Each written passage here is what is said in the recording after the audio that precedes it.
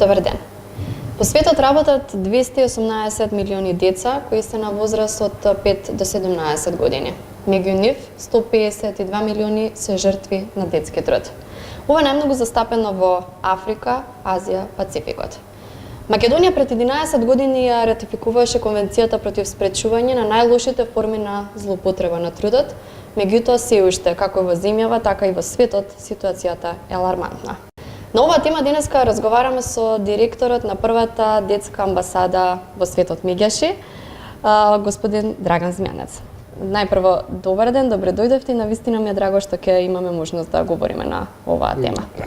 Добро ве најдов. Се надам ќе бидеме интересни на гледачите. Така. Најпрво би сакала да започнем со што е злоупотреба на детски труд всушност? За таа терминологија конкретно. Убаво напоменавте дека е ратификувана во собранието Конвенцијата 182 за итно спречување на најлошите форми на злоупотреба на детски труд. И вообичајно граѓаните под злоупотреба на детски труд подразбираат питачење, кога ги искористуваат децата да работат, да препродаваат одредени прехранбени производи, да чуваат добиток, да работат на нива и така натаму. Но кога ќе кажеме најлоши форми на злоупотреба детски труд, тука имаме и трговија со деца и детски органи, имаме детска проституција, детска порнографија. И за жал многу деца се жртви на овие најлоши форми на злоупотреба на детски труд, а најпогодени се децата од посиромашните семејства, децата чии родители не биле вклучени на време во образованието, кои не користат никакви бенефиции од државата, да можат да идат на време во градинка, во училиште, да имаат топол оброк во градинка, да имаат обувки, облека, да бидат одговорни социјалните компании и градоначалниците, за да може да се пофала дека сите деца се вклучени во образованието, дека нема ниту едно дете исклучено во образование. Ние до сега неколку пати излеговме со податоци кои беа алармантни, каде што неколку министри имаат изјавено дека 5% од децата не се вклучени во образованието. И тоа наведум, кога ќе пресметате 5% не е голема бројка, но ако ќе видите колку деца всушност на основношколска возраст не се вклучени во образованието, се околу 18.500 деца.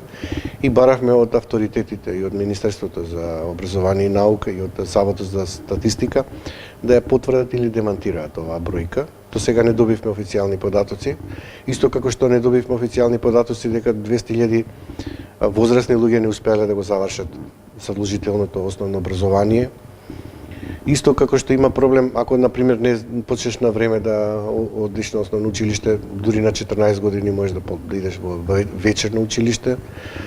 Не добивме исто податоци околу бројката дека има околу 1502, па дури и 3000 деца без извод од матична книга на родените, иако државата оперира со податоци дека се евидентирани околу 330 деца без извод од матична книга на родените, но ние сметаме дека бројката секогаш црната бројка е 1:5, 1:10. И сега вие можете да замислите околу 1500-3000 деца да не постојат во државата, тие се најподложни на овие најлоши форми на злоупотреба на детски труд, да бидат киднапирани, грабнати, исчезнати, да им се извадат органите, се вклучат во детска проституција. Секако питачењето е присутно. Во Македонија можете да забележите во сите градови деца со испружени рачиња, мајки кои ги држат бебињата за да питачат и на тој начин екзистираат. Дури има и организирани групи на подведувачи на деца чии труд се злоупотребува, се разбира понекогаш и со согласност на родителите, тие мора да остварат дневница од 500 до 1000 денари. Можете да замислите колкав е тоа притисок врз децата кога мораат да бидат на улица наместо да бидат во училишните клупи. Извинете, ве прекинав. Неодамна имаше статија која што некако ги отвори многу прашања, конкретно од новинар кој што се нашал во ситуација во Велес, во некој од локалите, дете кое што питачи, ја го гледаме постојано во Скопје, се наоѓа сосема се и на друга локација. Се поврзува дека е тоа случај со некој поврзан бизнис, каде што повторно се користат децата за некои такви цели. А од друга страна, тие дечиња постојано сите сме сведоци на тој тип на питачење, каде што одат по скопските локали, продаваат марамчиња и сакаат да остварат некои од финансиските средства. Во една прилика јас разговарав со едно од тие дечиња каде што па таа другата страна вели дека татко ја малтретира, мајката нема доволно финансиски средства, па девојчето е приморано тоа да го прави. И јас се доведов во ситуација каде да се пријави овој случај и дали некој воопшто ќе го слушнете мојот глас или гласот на конкретно ете и на новинарот, а и вашиот глас кој што со години на назад некако се обидуваат. Она што можат граѓаните да направат е да се јават на тој државниот број, ако се уште функционира, се надевам функционира 15505, да пријават ако некој дете се злоупотреба неговиот труд. Но тоа е, би рекол, мерка која не секогаш вродува со плод. Значи, едноставно не можете вие да идете по најстрогата санкција, мерка да му го земете родителското право на родителот кој не води доволно соодветна грижа за своето дете.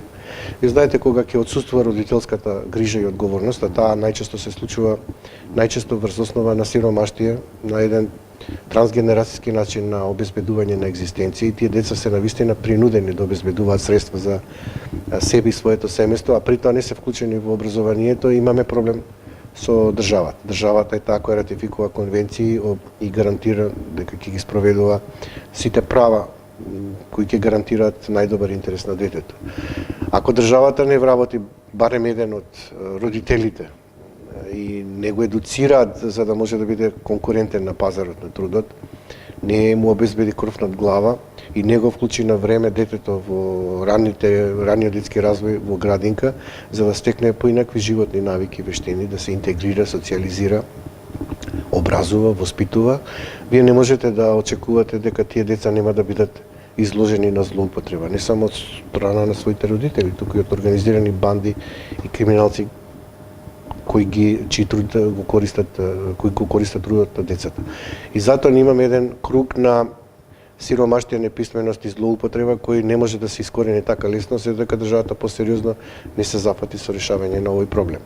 Ние ги детектираме проблемите, имаме СОС телефон, имаме и дневен центар каде што работиме со децата еднаш неделно, се со намера да видиме со какви се реални проблеми во живот се среќаваат децата. Кои се проблемите кои што најчесто ги споделуваат со вас? Па тие немаат ни здравствена нега, не се вклучени во образование, живеат во субстандардни услови, едноставно се невидливи за државата.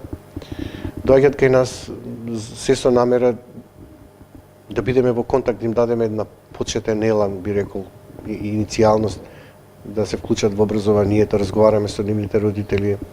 Тука многу често кај нас доаѓаат и граѓаните од соседството кои стават обувки, облека, и тоа е некој начин на помош, но најважна е едукацијата, образованието. Ако тоа не го решиме и не ги вклучиме децата во градинка и во основно училиште, ние сме ги пропуштили. Значи ги дозволуваме да бидат рекрутирани не само за питачење, туку како што самите нагласивте и за други форми на злоупотреба на детскиот труд. Тие деца се дискриминирани.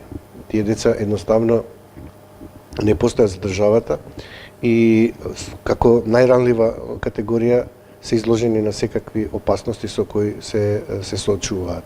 Граѓаните јас им препорачувам да не им дават средства, затоа што само на тој начин можеме да им помогнеме колку толку да тој што заработува на детскиот труд да се одвикне, би рекол, од оваа навика.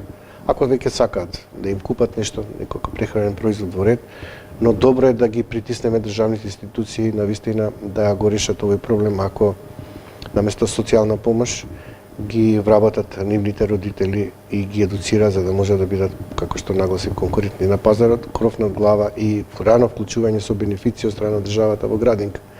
Да имаат можност тие деца да се образуваат од рана возраст, да се социализираат со своите другарчиња, да стекнат поинакви животни навики. Мислам само на тој начин ќе успееме колку толку да ја намалиме оваа голема бројка на деца кои се искористувани во Република Македонија. Има неформални податоци колку 2000 деца секојдневно се низ градовите на Македонија злоупотребени. Се податоци кои што доаѓаат од ние ги даваме тие како неформални податоци кои бараме цело време да ни се потврдат од страна на државата. Значи државата успеавме некако да ја принудиме да каже дека има 330 деца фантоми, невидливи, но повторно ќе нагласам, тоа е поголема бројка и самите знаат. Не ни ја потврдија бројката дека 18.500 деца не одат на училиште, исто така дека 200.000 возрастни луѓе не завршиле основно училиште, значи вие кога живеете во една држава каде што имаме толку висок процент на необразовани луѓе или луѓе кои не можат да обезбедат парче леп со својот собствен труд, едноставно тие се препуштени на ваков начин да бидат жртви. А жртви стануваат од најрана возраст. И ако успееме на време да го, бидејќи образованието е клуч и на сиромаштијата и на злоупотребата. Ако образованието не го решиме на време, ние тие деца сме ги пропуштиле. Значи Министерството за образование и Министерството за труд и социјална политика имаат клучна улога во овој процес и мора да бидат на некој начин дополнителна гаранција, би рекол дополнителен старател на родителите кои немаат можност да им помогнат соодветно на своите деца. Питачењето може би е една од најлошите форми, една од најлошите форми на злоупотреба на детскиот труд. Меѓутоа тука ние имавме исто така како организација во соработка со друга организација, конкретно од Прилеп, изработивме истражувачка сторија токму пак за злоупотреба на детскиот труд во земјоделството. Тука станува збор, може би, да, децата го имаат соодветното образование, но од друга страна пак е борбата за опстанок. Родителите верувам дека тоа не го прават присилно или пак од што сакаат, нели, детето од рани ноќи да оди на полето. Ме потсетивте на ова дека има всушност сезонски работници, деца кои се вклучени во образованието, а воспитно образовниот процес го толерира неговото отсуство, посебно кога се сезонски работи, септември и мај-јуни. Сметете на ова дека тука има голема работа за просветните инспектори, за трудовите инспектори кои ќе детектираат злоупотреба на детскиот труд.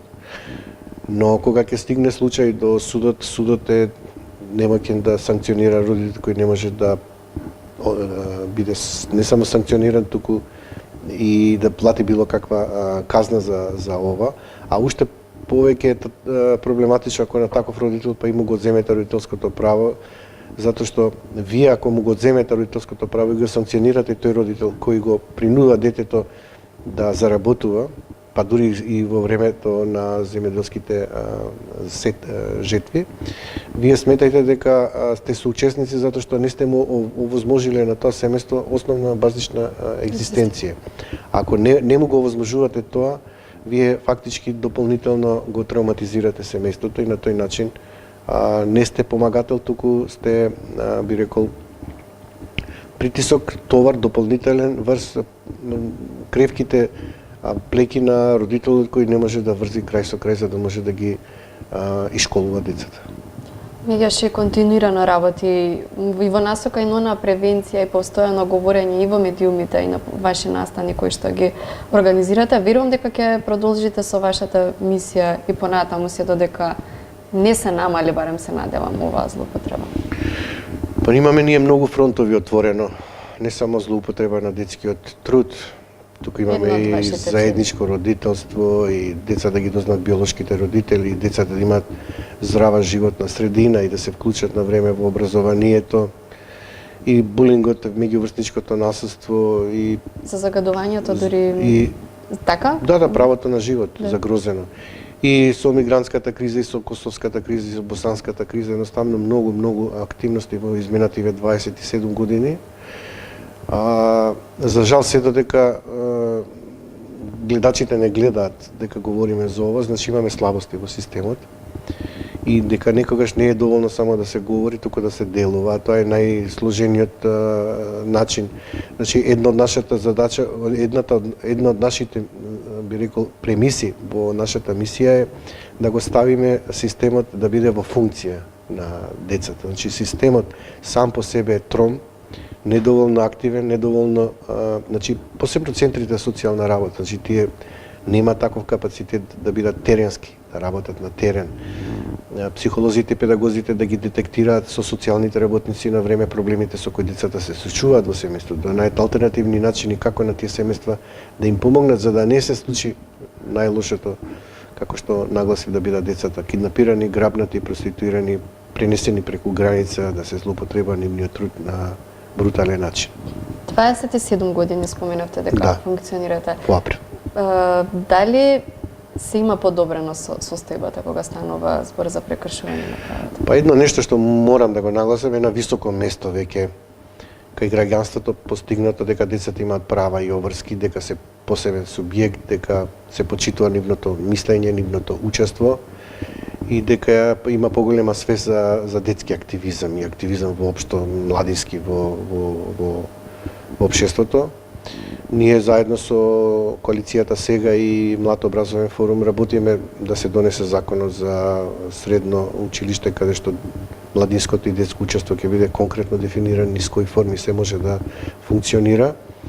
Имаме формирано лоби парламентарна група од претеници од собранието кои треба да ни помогнат да се направат одредени законски измени за подобрување на состојбата со децата во Република Македонија, но морам да кажам дека направивме анализа минатата година колку претениците се занимавале со правата, проблемите со кои се соочуваат децата и да констатирам дека не им било високо на агендата децата и нивните права, посебно здравството, последиците кои ги трпат децата од високите канцерогени честички PM10 и PM2,5 кои децата директно ги удираат по нивниот здравствен систем респираторен и разочарани сме од индолентноста на донесувачите на одлуки околу тоа што Скопје, Битола, Куманово, Гостивар, Тетово и Кавадарци се градови на високите 10 позиции на светско ниво по недозволените канцерогени честички кои атакуваат по нашето, кои удират по нашето здравје. Се обративме до Комитетот за правата на детето во Женева поединечно, заедно со Зелениот институт, со новинари за човекови права и Радар, првата детска амбасада во светот Мегеши, да ги информираме за состојбата, со последиците кои децата ги трпат од високите концентрации на недозволените канцерогени честички, да вршат притисок, бидејќи само на тој начин сметаме дека под меѓународен притисок државата може нешто да направи. Во процес сме да обезбедиме вештачење за тоа колку штетно влијае аерозагадувањето по здравјето на децата и најдовме адвокат кој бесплатно ќе не застапува. Ќе се обидиме во Република Македонија да ги исцрпиме судските органи, да видиме нека пресуда да се донесе во интерес на граѓаните и пред се децата во Република Македонија. Ако не успееме, ќе одиме во Европскиот суд за човекови права во Страсбур и се надевам дека Република Македонија ќе биде сериозна како држава и ќе посвети поголемо внимание за здравјето на децата и граѓаните. Ќе ги следиме секако вашите активности, ако децата, како што велат, се нашата иднина, тогаш навистина треба да вложиме како и во нивното образование, како во социјалниот статус, за да бидат нели безбедни, здрави, возрастни, за безбедни, здрави и работници кога ќе стапат во оној работен однос. Ви благодарам за вашето гостување и се надевам дека ќе се подобри оваа состојба за која што говорите. Заеднички можеме повеќе. Ви благодарам и вас за поканата. Ви благодарам и на вас за вашето внимание. Се надевам дека после овој разговор ќе се запрашате на кого всушност помагате кога донирате пари на децата кои што питачат. Поздрав!